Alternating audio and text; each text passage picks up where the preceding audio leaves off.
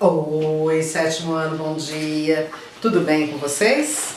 Hoje é quarta-feira. Hoje o sétimo ano vai ter essa aula às 10h40. Sétimo ano hoje já teve aula de ciências e já teve aula de inglês também, certinho? Espero que esteja tudo bem aí com vocês, todos quietinhos dentro de casa, cumprindo quarentena, lavando as mãos com frequência, evitando colocar a mão no olho, mão no nariz, mão na boca, tudo aquilo que vocês estão ouvindo nos noticiários, certo?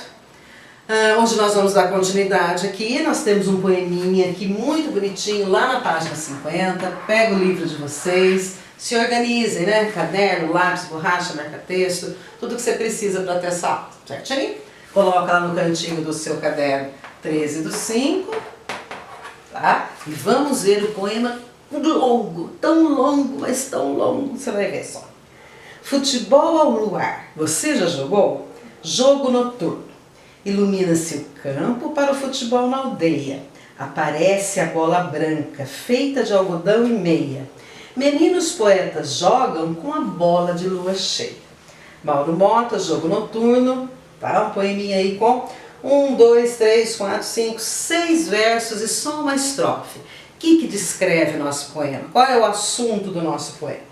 O título já descreve tudo, né? O título descreve que é um jogo noturno. Um jogo de quê? Ilumina-se o campo para o futebol. Um jogo de futebol noturno. Então o título aí é bem explicativo, né? Bem significativo e bem importante. Conta então sobre um jogo de futebol à noite na aldeia. Aparece a bola branca feita de algodão e meia. Olha lá, bola branca feita de algodão e meia. É a bola que os meninos estão usando. Ou também pode ser o quê? O que é uma bola branca no céu à noite? A lua, né? Então pode estar havendo aí uma comparação entre a bola que os meninos jogam, que é branca e feita de algodão, com a bola que está no céu, que é a lua? Sim, tá? O poema nos remete a esse pensamento, nos leva a pensar uma comparação entre a bola de futebol e a lua, tá? E lá no finalzinho, meninos poetas jogam com a bola de lua cheia. Por que será que ele chama os meninos poetas? Provavelmente porque os meninos aí também estão vendo a lua cheia e também estão se emocionando com a lua cheia da mesma maneira que com o futebol. Provavelmente, né? Aí são as interpretações do poema, tá bom? Aí nós vamos lá na página 51, o poema está na página 50, né? O exercício está na página 51. Nós vamos lá para a questão número 1. Então lembrando que isso que é feito aqui na lousa, você tem que fazer no caderno, depois eu passo visto lá, todos os professores passarão visto no caderno. Os outros exercícios são de lição de casa, ou entrega na escola, ou manda por e-mail. Então tá. Que palavras do poema nos indicam o horário em que o jogo acontece? A palavra noturno, que aparece lá no título, e tem também um verbo aí que pode mostrar para nós qual é o horário. Quer ver? Ó, dá uma olhadinha assim. Ilumina-se o campo para o futebol na aldeia. Ilumina-se, pessoal, também dá ideia de tempo. Por quê? Porque vai falar que é a lua que está iluminando. E a lua é só à noite. 2. De que material é a bola usada no jogo? Couro, plástico ou tecido? É de tecido. Por quê? Fala lá que é de algodão. Então é uma bola de pano, né? Deve ser uma bola parecida com a bola de meia que a gente usa, certinho? 3. Explique a imagem usada no último verso. Bola de lua cheia. A bola é branca. A bola de futebol é branca, assim como a lua cheia. A bola de futebol é branca, assim, do mesmo jeito, da mesma forma, assim como a lua cheia. Então, essa é a imagem que faz. Que na realidade é duas bolas ali, né? Uma é a bola de futebol, a bola de algodão, e a outra é a lua, certinho? 4. Por que são os meninos poetas que jogam com a bola de lua cheia? Olha, aí é uma criatividade do poeta, né? Ele quer fazer uma relação entre as duas coisas. Porque, olha, nós podemos colocar assim, ó. A perguntinha é por quê, né? Por que os meninos são poetas? Porque eles conseguem criar lances no futebol e ao mesmo tempo se maravilhar com a lua cheia, tá?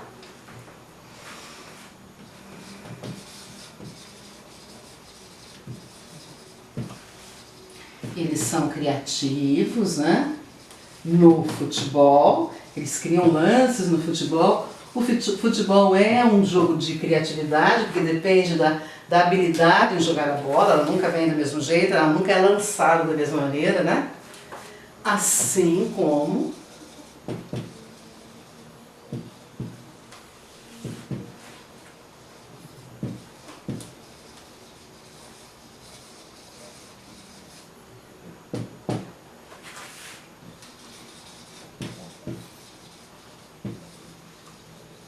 então, eles são criativos para jogar futebol. E são sensíveis, são criativos. Também a sensibilidade é uma criatividade, né? Eles também são sensíveis para se admirar, para ver, para conseguir ver a beleza da lua, certo? Da lua cheia, que ilumina o céu. 5. Agora, o exercício 5 está pedindo para a gente rever as preposições. Então, de novo, pessoal, o que são preposições? As preposições ligam uma palavra à outra. E quando você liga uma palavra com a outra, você forma uma outra palavra. Só a palavra café é uma coisa, é um entendimento. Só a palavra leite é outro entendimento. Quando você junta as duas usando uma preposição, café com leite, você tem aí um outro substantivo, uma outra bebida, tá? O exercício pede para voltar no texto, identificar quais são as preposições. O que mais? Transcreva as preposições do poema. Se houver alguma contração ou combinação, desfaça. E explique qual é o sentido. Qual é o sentido da preposição? Se é de lugar, se é de companhia, etc. Então vamos lá colocar a primeira lá. Ó.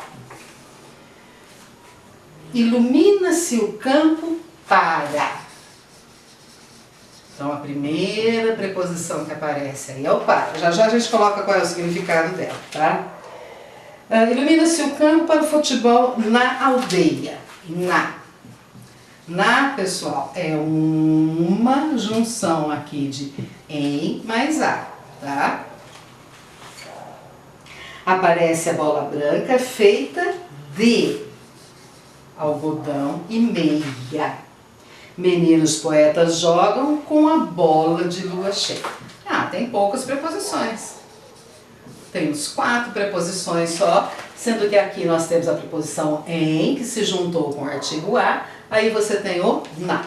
A primeira, pessoal, qual é a ideia desse para, qual a ideia desse na, desse de e desse com? Quando eu falo assim, ó, ilumina-se o campo para o futebol na areia. Ilumina-se o campo para a finalidade. Por que acendeu a luz do campo?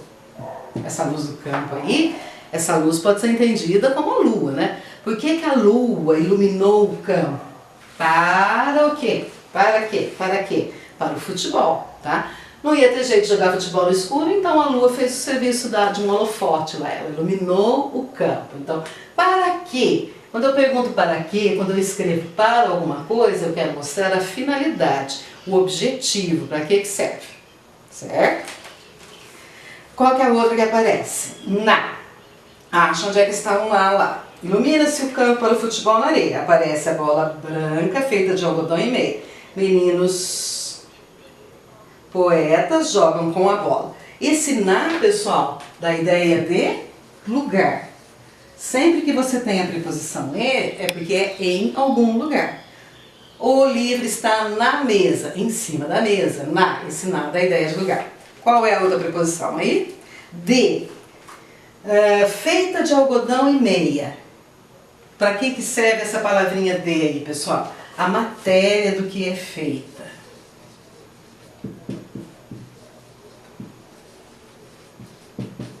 Ou seja, caneta de plástico, armário de madeira, lousa de fórmica, ou seja, qual é o material, do que ela foi fabricada, do que ela é feita. Então esse D tem essa ideia, dá essa ideia. E o com, é lógico que o com dá ideia de companhia, porque meninos poetas jogam com a bola de lua cheia. Com, companhia, junto de, acrescido de. E isso daqui é muito importante, tá? Pega lá uma caneta colorida e coloca aqui assim, ó, importante.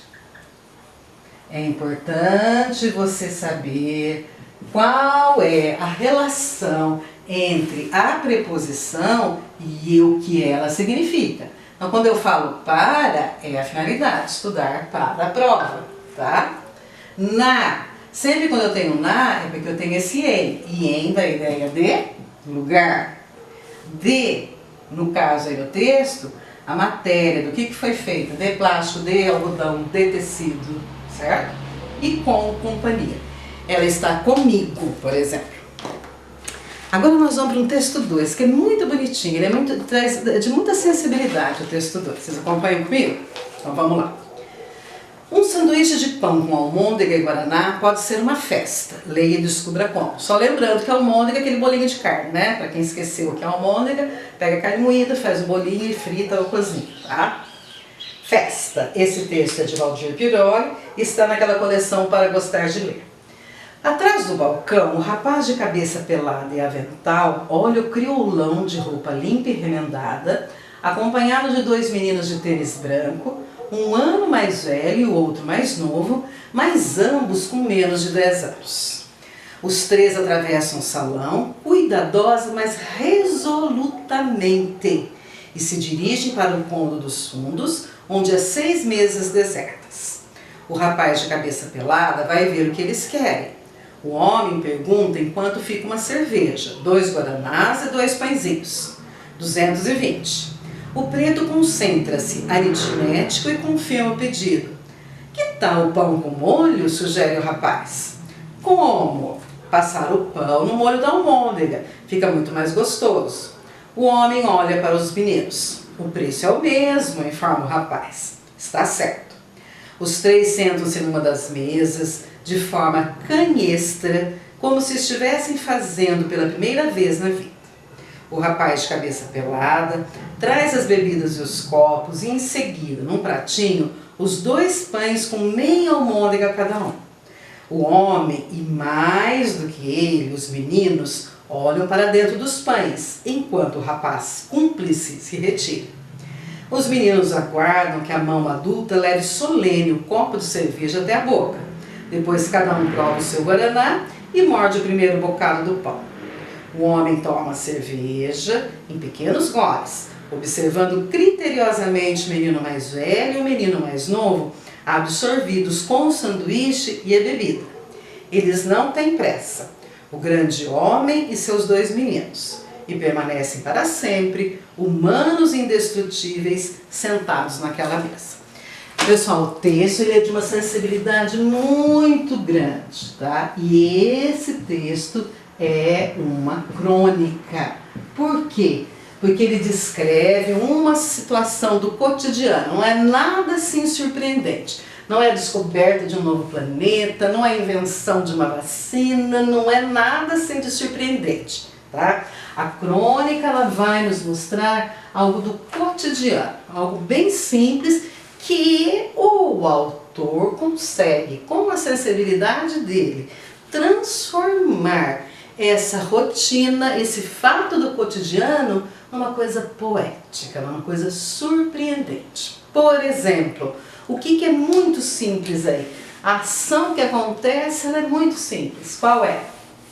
O homem, né, que está sentado com o menino, o pai, né, que está sentado com o menino mais novo e o menino mais velho. Eles vão a uma lanchonete, a um bar e pedem o quê? Guaraná para os meninos, cerveja para ele, para o adulto, e pelo jeito, né, pessoal, naquela época, pelo jeito a situação ali está meio curta e ele não tem como pedir um lanche inteiro para os meninos.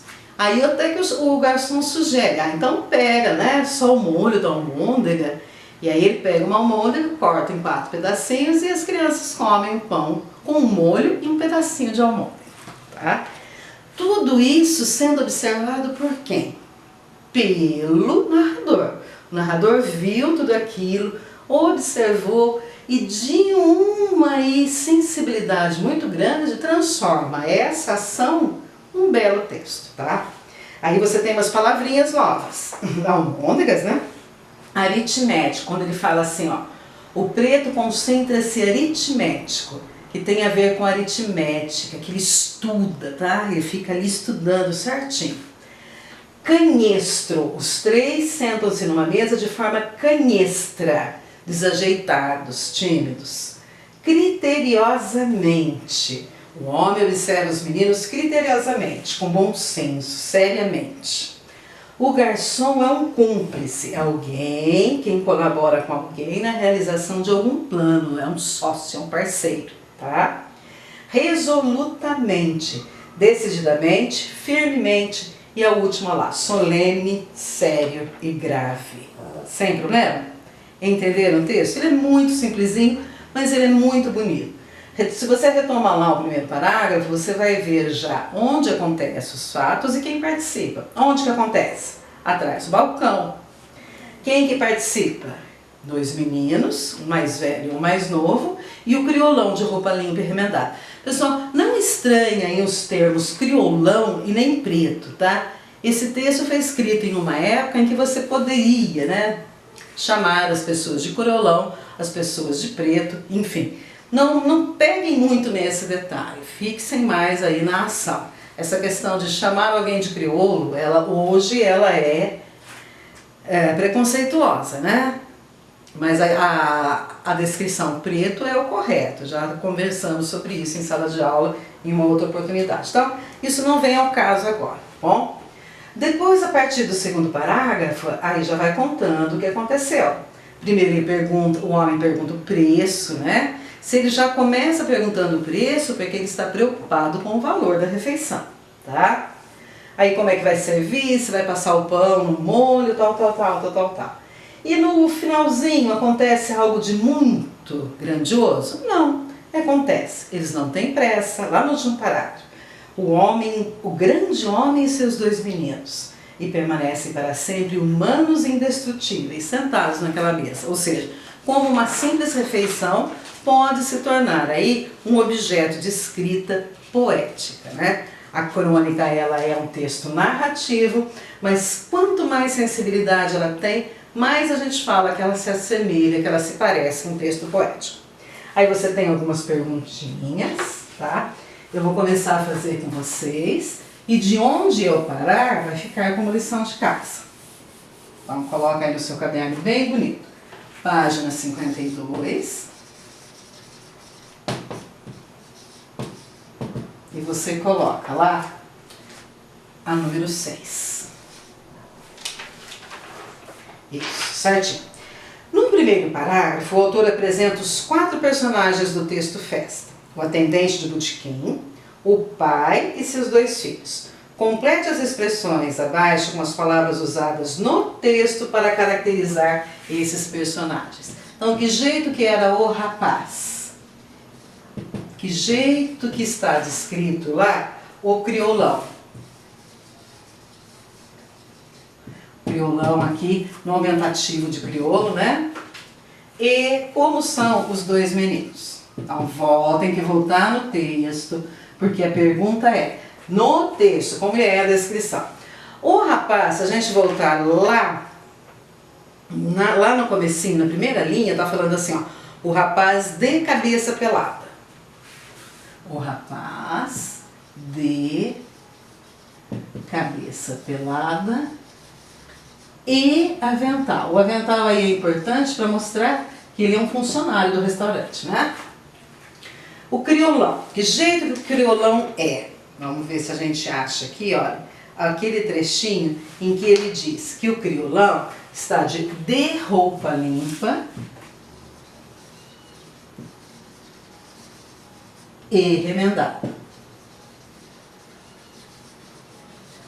E os dois meninos, que jeito que os dois meninos estão? Os dois meninos estão, olha, lá na segunda linha.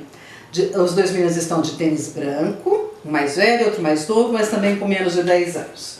De tênis branco. Vamos deixar só o de tênis branco aqui que fica mais curtinho.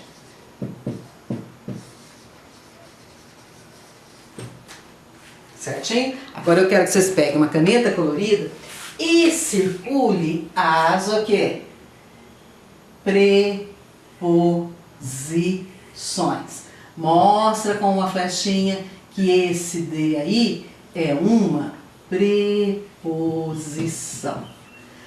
Então, como que o rapaz é? De cabeça, tal, tal, tal. Como que o criolão está? De roupa limpa, tal, tal, tal. Como que os meninos estão? De tênis branco. Esse D aqui, pessoal, serve para descrever personagem também, tá? É importante vocês irem observando que qual é a função da preposição dentro do texto. 7. Com essas expressões, o que o autor está fazendo? Aí você tem de alternativas, tá? Você tem a A, B e a C. Quando ele fala essas expressões, o que o autor está fazendo? Uma argumentação sobre o modo de se vestir, uma descrição detalhada desses personagens ou uma narração animada dos fatos acontecidos. Só lembrando que argumentar, pessoal, é dar os motivos para alguma coisa. Então, se você pedir, sei lá, 50 reais para sua mãe, você vai ter que apresentar bons motivos, você vai ter que argumentar, tá? Quando ele descreve o rapaz de cabeça pelada e avental, o criolão de roupa limpa e remendada, dois meninos de tênis branco, já acabei de falar a resposta. Ele está fazendo uma descrição, tá? Ele não está apresentando argumentos e ele ainda não começou a contar a história ele vai contar depois. 8. Sublinhe as preposições usadas nas suas respostas às atividades 6 e diga o sentido que elas expressam. Bom, grifar nós já grifamos, tá? Agora falta identificar qual é o sentido dela. Qual o sentido do porquê que elas foram usadas aqui, ó. Esse D aí, qual é a função? Mostrar a característica. Então, para poder descrever os personagens, o autor teve que falar assim, olha, tá vendo aquele rapaz lá, de cabeça pelada, de avental? Então, depois apareceu um outro rapaz, um criolão, de roupa limpa e remendada. E esse rapaz estava acompanhado de quem? De dois meninos. Que jeito que eram os meninos? De tênis branco. Então, os 3D aqui mostram a característica das pessoas. Então, é uma preposição. E essa preposição serve para isso. Poderia ser finalidade também, dependendo do caso, né? Caneta de tinta azul. De tinta azul, aí seria a matéria. Mas não é o caso aqui, né? O caso aqui é para descrever que jeito eles são. Agora tem um trechinho do texto. O preto concentra-se aritmético e confirma o pedido. Vemos que antes de fazer o pedido, o pai se concentra fazendo contas. Por quê? Por que ele primeiro faz as contas antes de pedir o que ele quer comer? Porque ele está sem dinheiro, lógico, né, pessoal? Se ele estivesse aí com a grana toda, o que ia acontecer? Olha, trilha sonora, cachorro latindo. Fica quietinha, quietinha. Trilha sonora de cachorro latindo. Pronto. Passou já. Ele faz as contas antes, ele pensa um pouco, porque ele está sem dinheiro, o dinheiro é curto, então ele precisa saber quanto é que vai custar primeiro, para depois ele fazer o pedido dele. Certo? 10ª. O que esse detalhe da pergunta anterior nos diz a respeito da família? Ora as bolas. Se ele precisa fazer as contas para saber se o lanche vai ficar caro ou não, isso mostra que ela é uma família e eles são o quê? São pobres, né, pessoal? Eles não têm dinheiro suficiente aí porque são pobres, tá? 11. Após entregar os 2 pães com meia almôndega em cada um, o rapaz é chamado de cúmplice pelo narrador. Por que que ele faz isso? Porque o garçom, porque o rapaz lá, ele entrega mais do que foi pedido. O pedido foi o molho da almôndega, para as crianças pegarem o pão e passarem só no molho. Mas o que que o garçom, o que que o rapaz entrega? Ele entrega uma almôndega que é repartida. Então, por que que ele é cúmplice? Porque ele entrega mais do que foi pedido.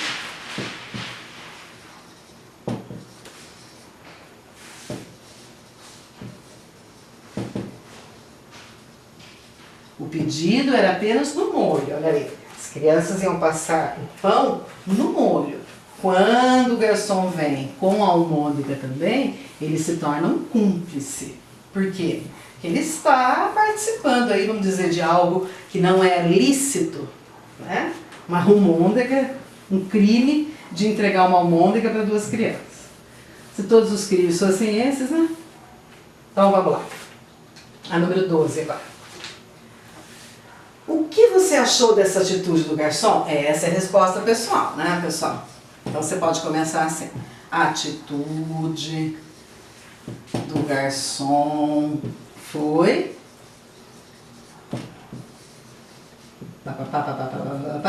Pois... Então você pode completar do jeito que você quiser, de acordo com a sua opinião. Você pode falar assim, ó. A atitude do garçom foi adequada, pois as crianças eram pobres e ele quis fazer um agrado para elas. Pode ser uma resposta. A atitude do garçom foi inadequada, pois eles não tinham dinheiro para pagar pela almôndega, então ele não poderia ter vendido aquilo. Aí é a sua opinião, tá? Completa bonitinho aí. A expressão mão adulta, na verdade, se refere à mão de um adulto. Que adulto é esse? Quando ele fala lá em mão adulta, mão de um adulto, ele está se referindo ao pai. Os fatos narrados em festas já aconteceram, mesmo que apenas na imaginação do escritor. Os verbos usados no texto, no entanto, não estão no pretérito perfeito, como nesse caso seria de se esperar. Em que tempo e modo estão flexionados os verbos do texto? Então volta lá no texto só para a gente ver o primeiro verbo. Atrás do balcão, rapaz de cabeça pelada e avental, olha. Então o primeiro verbo que aparece aí é o olha. Olha o criolão de roupa limpa e remendada, acompanhado de 2 meninos, de tênis branco, mais velho, mais novo, mais ambos com menos de 10 anos. Os 3 atravessam o salão e se dirigem onde há. Então, esses 4 verbos que eu falei agora, olha, atravessam, dirigem e há, todos eles estão no tempo presente do indicativo. Então, mesmo com a ação tendo acontecido no passado, o autor preferiu narrar esses acontecimentos no tempo presente, certinho? Então, vamos lá. 15. Por que se usou esse tempo em modo verbal? Considere o efeito causado no leitor do texto. Quando você conta alguma coisa no presente, é como se aquilo tivesse acabado de acontecer. Na realidade, o autor aí quer aproximar o leitor do fato narrado. Então, ó, o fato aconteceu no passado, mas ele está contando no presente para quê? Para aproximar o leitor do fato narrado. Ele quer que cada um de vocês que está lendo o texto se coloque ali como se estivesse perto naquela mesa, observando aquele pai com aquelas 2 crianças e o garçom bonzinho, tá? Então, por isso ele fala. E aí o homem chega, o homem entrega o pão, ele entrega a almôndega, o pai bebe a cerveja, as crianças provam o guaraná, tudo no tempo presente. Para ver se você que está lendo, nós que estamos lendo o texto, conseguimos imaginar aquilo tão claramente que a gente poderia até estar participando da história do mesmo jeito. Certo? Os outros exercícios ficarão de